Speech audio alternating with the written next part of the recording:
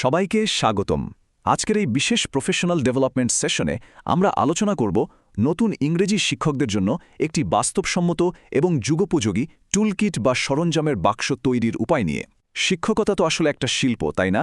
আর যে কোনো দক্ষ শিল্পীর মতোই আমাদেরও প্রয়োজন সঠিক সময়ে সঠিক টুলসের ব্যবহার জানা। চলুন শুরু করা যাক।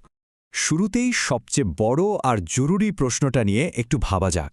কিভাবে পরীক্ষাকেন্দ্রিক গ্রামার মুখস্থ করানোর একঘেয়েমি থেকে বের হয়ে বাস্তব জীবনের ইংরেজি সাবলীলতার দিকে শিক্ষার্থীদের এগিয়ে নিয়ে যাওয়া যায়? সত্যি বলতে এটি এমন একটি প্রশ্ন যা প্রত্যেক নতুন শিক্ষককেই ভাবায়। সময়ের সাথে সাথে ভাষা শিক্ষার পদ্ধতির বিবর্তনের যাত্রাটা কিন্তু বেশ চমকপ্রদ। 1800 শতকের কঠোর গঠনভিত্তিক কাঠামো থেকে শুরু করে ধীরে ধীরে অর্থ, যোগাযোগ এবং চূড়ান্ত পর্যায়ে একজন শিক্ষকের নিজস্ব নমনীয়তার দিকে এই পদ্ধতি কিভাবে অগ্রসর হয়েছে, আজ আমরা সেটাই ধাপে ধাপে বিশ্লেষণ করব। পর্ব 1, দ্য ট্রেডিশনাল টিচিং টুলকিট। চলুন শুরুতেই একদম গোড়ার দিকে সেই বেসিক মেথডগুলো একটু ঝালিয়ে নিই। খুব ইন্টারেস্টিং ব্যাপার হল, গ্রামার ট্রান্সলেশন মেথড বা জিটিএমে যখন কেবল অনুবাদ আর ব্যাকরণের ছড়াছড়ি ছিল আর কমিউনিকেশনের একেবারে বেহাল দশা, ঠিক তখনই এর একটা সরাসরি কাউন্টার হিসেবে 19 শতাব্দীর শেষের দিকে চলে আসে ডাইরেক্ট মেথড। এখানে মাতৃভাষার বদলে কেবল টার্গেট ল্যাঙ্গুয়েজ বা লক্ষ্য ভাষা ব্যবহার করে সরাসরি কথা বলার উপর জোর দেওয়া হয়। পুরো ফোকাসটাই চলে আসে সাবলীলতার দিকে। এখন একটা কথা বলে রাখা ভালো, পুরনো পদ্ধতি মানেই যে বাতিল করে দিতে হবে, ব্যাপারটা কিন্তু মোটেও তেমন নয়। শিক্ষকরা চাইলে জিটিএমকে খুব কৌশলে ব্যবহার করতে পারেন। ধরুন, যখন অনেক বড় একটা ক্লাস সামলাতে হচ্ছে বা কঠোর ব্যাকরণ ভিত্তিক পরীক্ষার প্রস্তুতি নিতে হচ্ছে, তখন এটি দারুণ কাজে দেয়। অন্যদিকে শিক্ষার্থীদের মুখের জড়তা কাটাতে এবং প্রাথমিক আত্মবিশ্বাস বাড়াতে ডাইরেক্ট মেথড জাদুর মতো কাজ করে, বিশেষ করে দোকানে কেনাকাটা বা ভ্রমণের মতো বাস্তব জীবনের পরিস্থিতি নিয়ে রোল প্লে করার সময়। পর্ব 2, বিল্ডিং হ্যাবিটস অ্যান্ড কনটেক্সট।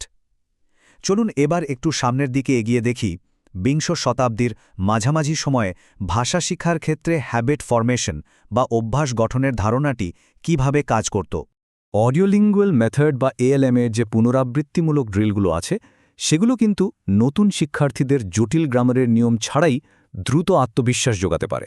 যেমন ধরুন, হি ইজ আ টিচার থেকে ডক্টর এ শব্দ পরিবর্তন করার মতো ছোট ছোট ড্রিলগুলো বেশ কার্যকর। আর সিচুয়েশনাল ল্যাঙ্গুয়েজ টিচিং বা এসএলটি মূলত এই বাক্যগুলোর ধরনকেই বাস্তব এবং অর্থপূর্ণ পরিস্থিতির সাথে যুক্ত করে শেখায়। আর ঠিক এখান থেকেই আসে আমাদের অত্যন্ত পরিচিত এবং বাস্তবসম্মত পিপিপি মডেল: প্রেজেন্টেশন, প্র্যাকটিস এবং প্রোডাকশন। এসএলটি থেকে আসা এই ফ্রেমওয়ার্কটি আজও যে কোনো ফোকাসড লেসন বা নির্দিষ্ট পাঠ সাজানোর জন্য অবিশ্বাস্য রকমের কার্যকরী। শিক্ষক প্রথমে কোনো পরিস্থিতি দিয়ে একটি বিষয় উপস্থাপন করবেন, শিক্ষার্থীরা তা অনুশীলন করবে এবং শেষে তারা নিজেরাই স্বাধীনভাবে সেই ভাষা ব্যবহার করবে। একেবারে সিম্পল। পর্ব 3, ট্রানজিশনিং টু অ্যাক্টিভ কমিউনিকেশন। এবার আমরা 70-এর দশকের সেই যুগান্তকারী বিপ্লবের দিকে এগোব, যা আজকের ভাষা শিক্ষার আধুনিক মানদণ্ড তৈরি করে দিয়েছে। কমিউনিকেটিভ ল্যাঙ্গুয়েজ টিচিং বা সিএলটি শ্রেণীকক্ষের পুরো গতিশীলতাকেই বদলে দেয়। এটি শিক্ষার্থীদের কেবল চুপচাপ বসে থাকা শ্রোতা হিসেবে না রেখে সক্রিয় যোগাযোগকারী হিসেবে গড়ে তোলে। এখানে গ্রামারের খুঁটিনাটি নির্ভুলতার চেয়েও অনেক বেশি জরুরি হয়ে ওঠে অর্থপূর্ণ এবং বাস্তবসম্মত সাবলীলতা। তো ক্লাসরুমের প্রয়োগটা আসলে কেমন হবে? কল্পনা করুন তো এমন একটি ক্লাসরুমের কথা, যেখানে শিক্ষার্থীরা তাদের ভ্রমণের পরিকল্পনা করতে একটি আসল ট্রেনের টাইম টেবিল বা ম্যাপ ব্যবহার করছে। ঠিক এভাবে শিক্ষকরা শেখার বিষয়টিকে অত্যন্ত প্রাসঙ্গিক এবং আকর্ষণীয় করে তুলতে পারেন। আর হ্যাঁ, কথা বলার সময় ভুল হলে সাথে সাথে না শুধরে দিয়ে অর্থ যদি পরিষ্কার বোঝা যায়, তবে তা মেনে নিলে শিক্ষার্থীদের আত্মবিশ্বাস কিন্তু বহুগুণ বেড়ে যায়। পর্ব 4, task based and natural learning. শুধু যোগাযোগ করো বললেই তো আর যোগাযোগ হয় না, তাই না? এর জন্য শিক্ষকদের দরকার নির্দিষ্ট এবং ব্যবহারযোগ্য কিছু framework. Task based language teaching বা টিবিএলটি সাইকেল আমাদের ঠিক সেই পথটাই দেখায়। এখানকার একটি টাস্ক বা কাজ শুধু একটা রুটিন অনুশীলন নয়, এটি একটি উদ্দেশ্যমূলক কাজ। যেমন ধরুন, কোনো যুক্তি খাটিয়ে একটি সমস্যার সমাধান বের করা। এই সাইকেলটি শিক্ষার্থীদের কাঁচা কথাবার্তা থেকে শুরু করে ধীরে ধীরে বিশ্লেষণ ও নির্ভুল যোগাযোগের দিকে খুব সুন্দরভাবে গাইড করে। স্টিফেন ক্রাশনের এই চমৎকার অন্তর্দৃষ্টিটি ন্যাচারাল অ্যাপ্রোচের মেরুদণ্ড হিসেবে কাজ করে।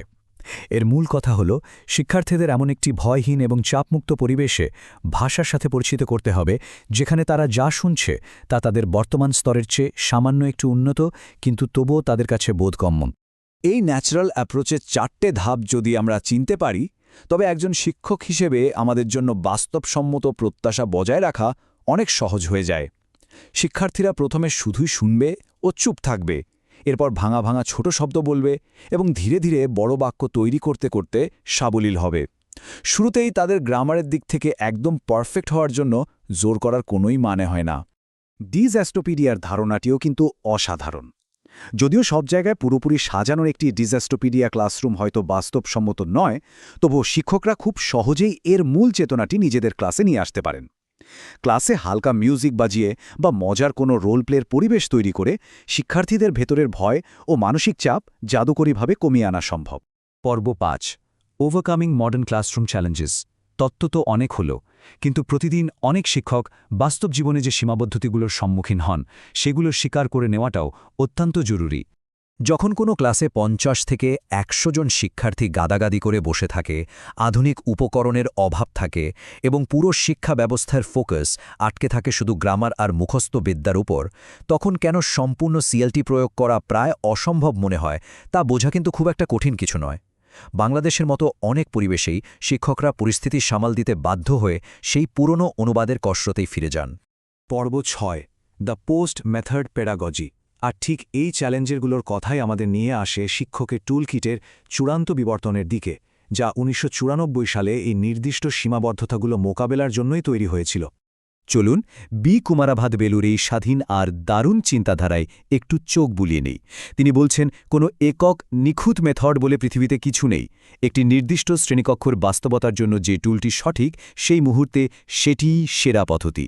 একেই বলা হচ্ছে পোস্ট মেথড পেডাগজি। এই ধারণার 3টি গুরুত্বপূর্ণ প্যারামিটার রয়েছে: পার্টিকুলারিটি, প্র্যাকটিক্যালিটি এবং পসিবিলিটি। এগুলো শিক্ষকদের দারুণভাবে ক্ষমতায়ন করে। এর মানে হল, আমরা এখন বিদেশি কোনো বইয়ের অন্ধ অনুকরণ না করে নিজেদের বাস্তব পরিস্থিতি ও শিক্ষার্থীদের চাহিদার উপর ভিত্তি করে বিভিন্ন পদ্ধতির একটি চমৎকার সংমিশ্রণ ঘটাতে পারি। এই প্রক্রিয়ায় শিক্ষকদের জন্য কিছু সুনির্দিষ্ট ম্যাক্রো কৌশলও রয়েছে। এই কৌশলগুলোর সমন্বয় ঘটিয়ে শিক্ষকরা একটি নির্দিষ্ট পদ্ধতির অন্ধ অনুসারী থেকে অত্যন্ত মানানসই ও নমনীয় পেশাদার ব্যক্তিতে পরিণত হতে পারেন। এই পদ্ধতি ব্যবহার করে শিক্ষকরা যে কোনো শ্রেণীকক্ষের বাধা যেমন অতিক্রম করতে পারেন, তেমনি শিক্ষার্থীদের স্বাধীনভাবে শেখার মানসিকতাও গড়ে তুলতে পারেন। তাহলে আজকের আলোচনা শেষে এই বড় প্রশ্নটি থেকেই যায়, আমরা যারা শিক্ষক তারা কি শুধু একটি পাঠ্যবইয়ের কঠোর অনুসারী হয়েই থাকব, নাকি বাস্তবসম্মত যোগাযোগের ক্ষেত্রে একজন নমনীয় ও পোস্ট মেথড সহায়ক হয়ে উঠব? প্রকৃত শক্তি লুকিয়ে আছে আমাদের চারপাশের প্রেক্ষাপট মূল্যায়ন করা, সঠিক টুল নির্বাচন করা এবং শিক্ষার্থীদের প্রকৃত যোগাযোগ ও সাবলীলতার দিকে পরিচালিত করার মধ্যে।